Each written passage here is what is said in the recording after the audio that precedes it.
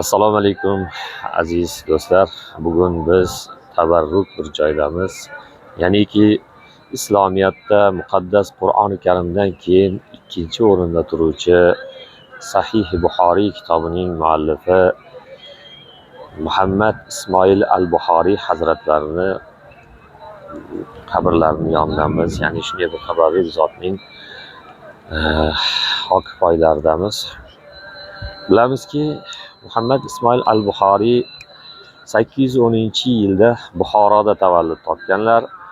U kishining otalari Muhammad olim inson bo'lgan.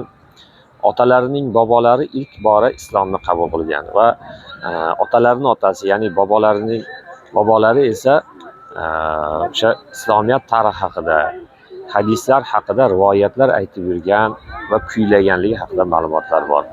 Onalari ham oqila, olima ayol bo'lganlar. Ayrim manbalarga ko'ra onalari mana shu Samarqanddan ekanligi haqida ma'lumot bor. Balki shu biz turgan joy mana shu Chelak tumaniga yaqinroq joyda yashagan bo'lishlari ham mumkin.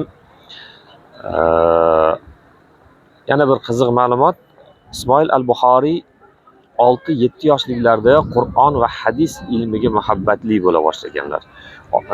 O'sha rivoyatlarni sizlar ko'p eshitgansizlar. Yoshliklarida ko'zlari ojiz bo'lib qoladi, onalari duo qiladilar, ko'zi ochilsin deb. Agar ko'zi ochilsa mana shu Qur'on va hadis ilmiga umrini bag'ishlayman deydilar. Xudoning mo'jizasi bilan tabiblar uni ko'zi endi ochilmaydi deganda ham ko'zlari ochiladi. Keyin 825-yilda Ismoil al-Buxoriyning 825-yilda akalari Ahmad va onalari bilan birga Ismoil al-Buxoriy Makkaga haj ziyoratiga yo'lga chiqqanlar va u yerda 15 yoshli Ismoil al-Buxoriy Makka va Madina shahridagi olimlardan ilm olishni boshlaydilar. Akalari bilan onalari ortga qaytadilar, o'zlari esa qoladilar. Va 42 yillik umrlarini mana shu ilm, hadis ilmiga bag'ishlaydilar.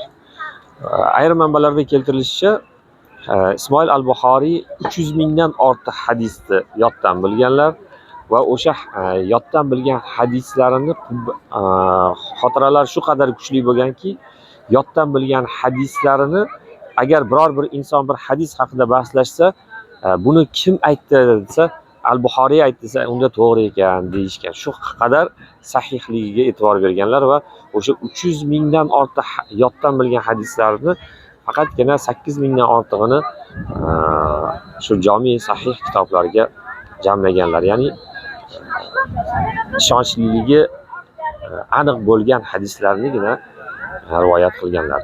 Va ma'lumot uchun shuni aytib o'tish kerakki, Ismoil al-Buxoriy o'z kitoblarida 1040 dan ortiq muhaddislardan, hadis roviylardan rivoyat keltirganlar. Bu ham e'tiborli jihati bor. Yana bitta jihatni aytib o'tamiz. Ba'zi bir manbalarda shunday deyiladiki, Ismoil al-Buxoriy o'sha Abbosiylar davrida, Abbosiylar xalifaligi davrida Buxoro noiblaridan bo'lgan Xolid ibn Ahmadning bilan o'zaro ziddiyatga kirib qolishadi. Ya'ni Buxoro hukmdorini farzandini o'qitishlariga, ilm berishlariga to'g'ri keladi va hukmdor aytadi, Buxoro hokimi aytadiki, meni saroyimga kelib dars bergin deydi. O'sha vaqtda endi Sahih Buxoriy kitobini yozib bo'lgan, 42 yillik ilm olgan juda katta allomai zamon bo'ladilar. Shogirdlari, shogirdlari uylariga kelib tahsil olayotgan vaqtda hukmdor aytadiki, saroyga kelib meni o'g'limga dars ber deganda, Imom al-Buxoriy aytgan ekanlarki, ilm bormaydi, ilmga kelinadi degan. Bu haqda yana yaqinda bir qiziq bir faktga to'g'ri kelib qoldik. Bir olim insonning aytishicha, bilamizki, fors tarixchilaridan, ensiklopedik olimlardan biri Dehudo degan juda katta olim o'tgan, shu o'tgan asrda. U kishini lug'atnoma kitobida keltirilishicha, Ismoil Buxoriy Ahmad ibn Hanbalni shogirdlari bo'lgan. Bilamiz, 4 ta imomlardan biri Ahmad ibn Hanbalni shogirdlari bo'lgan, u kishining qo'llarida tahsil olgan deydi va katta ehtimol bilan Ismoil al-Buxoriy balki Imom Azam, ya'ni Abu Hanifani aqidalari, ya'ni Abu Hanifani mazhablarida emas, balki ustozlari Ahmad ibn Hanbalni mazhablarida bo'lsa va bu davrga kelib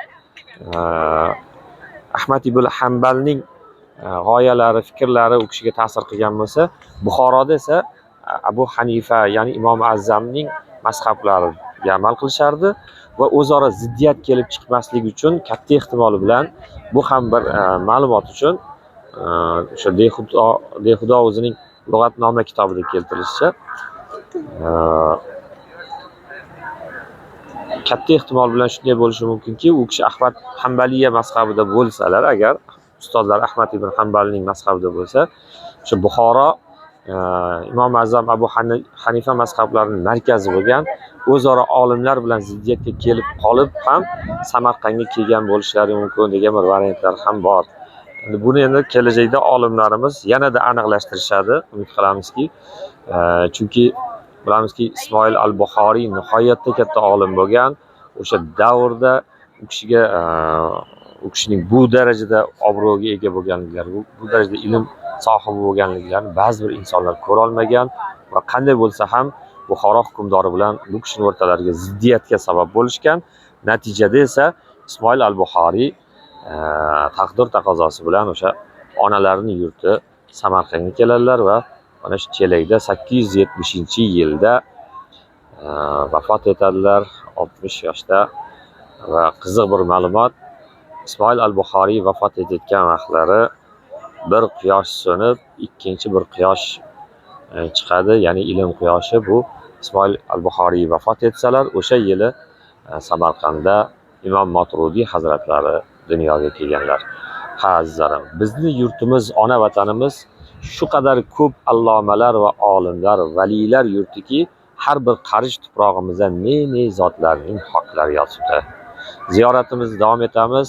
Xudodan so'raymizki, bizni zurriyotlarimizdan ham kelajakda mana shu zotday, mana shunday aziz bir farzandlar dunyoga kelishini Xudo nasib aylasin barchamizga. Sog' bo'linglar.